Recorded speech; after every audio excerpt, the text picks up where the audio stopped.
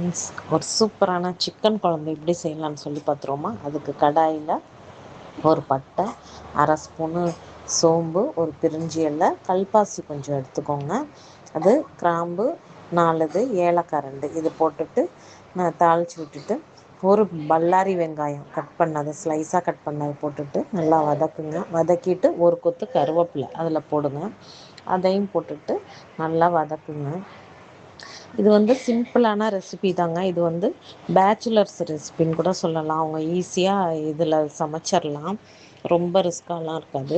அதேமாரி college student தனியாக இருக்காங்க, ரூம் எடுத்துகிட்டு இருக்காங்க படிக்கிறதுக்காக அப்படின்னாக்கா இது பார்த்துட்டு ஈஸியாக அவங்க சமைச்சிடலாம். ரொம்ப சிம்பிளான ரெசிபி தான், டேஸ்ட்டாக இருக்கும். அதில் நீங்கள் புதினா கொத்தமல்லி கட் பண்ணி வச்சுருப்பீங்களா, அதில் அப்படியே போட்டு அதையுமே கிளறி விட்டுக்கோங்க. அப்புறம் தக்காளி, அதுக்கு தேவையான உப்பு அதை போட்டுட்டு சிக்கனுக்குமே சேர்த்து நீங்கள் வந்து உப்பு போடுங்க. அது அப்புறம் பச்சை மிளகாய் ஒரு 2 இது சும்மா கையாலே போட்டு இப்படி போட்டுக்கோங்க. போட்டுட்டு இதை நல்லா கிளறி விடுங்க. கிளறி விட்டுட்டு இதுக்கு குக்கர் கூட தேவையில்லைங்க. நீங்கள் சும்மா அந்த பாத்திரத்திலே கூட சமைச்சிடலாம். ஈஸியாக தான் இருக்கும். அப்புறம் 1 ஸ்பூன் இஞ்சி பூண்டு பேஸ்ட்டு அது போட்டுக்கோங்கங்க. போட்டுட்டு இதுக்கு அப்புறம் என்னென்ன பொடியெல்லாம் போடணுன்னாக்கா அரை ஸ்பூனு மஞ்சத்தூள் போட்டுக்கோங்க. 1 ஸ்பூன் கொத்தமல்லி தூள், 1 ஸ்பூனு மிளகாத்தூள் வந்து உங்களுக்கு காரத்துக்கு தகுந்த மாதிரி போட்டுக்கோங்க. அப்புறம் அரை ஸ்பூனு கரம் மசாலா போட்டுக்கோங்க. போட்டு விட்டுட்டு அப்புறம் ஒரு கிளறி விட்டுட்டு சிக்கன் நீங்கள் 1/2 கிலோ சிக்கன், 1/2 கிலோலேருந்து 3/4 கிலோ வரைக்கும் இந்த இன்க்ரீடியன்ட்ஸ் போதுங்க. அதை வந்து அலம்பி வச்சுருப்போம்ல, அதை போட்டுட்டு இதை நல்லா கிளறி விட்டுட்டு சும்மா 1 நிமிஷம் சிம்மில் வச்சு மூடி வைங்க. மூடி வச்சுட்டு அப்புறமா நீங்கள் ஓப்பன் பண்ணிவிட்டு நல்லா திறந்து கிண்டி விடுங்க. கிண்டி விட்டதுக்கப்புறம் இதில் அரை லெமன் எடுத்துக்கோங்க. அரை லெமனை கட் பண்ணி பிழிஞ்சு விடுங்க. அரை லெமன், அப்புறம் ஒரு நெல்லிக்காய் சைஸு புளி ஊற வச்சுருப்பீங்கள, அந்த புளியை நல்லா கரைச்சி விட்டுட்டு அதில் தண்ணி ஊற்றி இது முழுகிற அளவுக்கு தண்ணி ஊற்றி வேக வச்சுக்கோங்கங்க.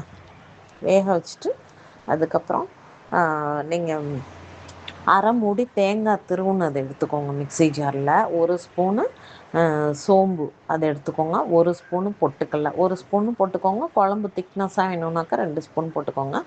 அரை ஸ்பூனு கசகசா இதை போட்டுட்டு மிக்ஸி ஜாரில் போட்டு நல்லா அரைச்சி எடுத்துக்கோங்க. ஃபைன் பேஸ்ட்டாக அரைச்சி எடுத்துட்டு அதுக்கப்புறம் நீங்கள் அந்த சிக்கனை திறந்து பார்த்தீங்கன்னாக்கா அது நல்லாவே வெந்திருக்குங்க. குழம்பு அப்படியே நல்லா சூப்பராக நல்லா வெந்திருக்கும். அதுக்கப்புறம் நீங்கள் இந்த அரைச்சதை ஊற்றிட்டு அந்த மிக்ஸி ஜாரை கழுவி தண்ணி ஊற்றுறீங்களா, அதுவே போனோம். இல்லை உங்களுக்கு கூட வேணும் அப்படின்னாக்கா கொஞ்சம் கூட ஊற்றிக்கோங்க.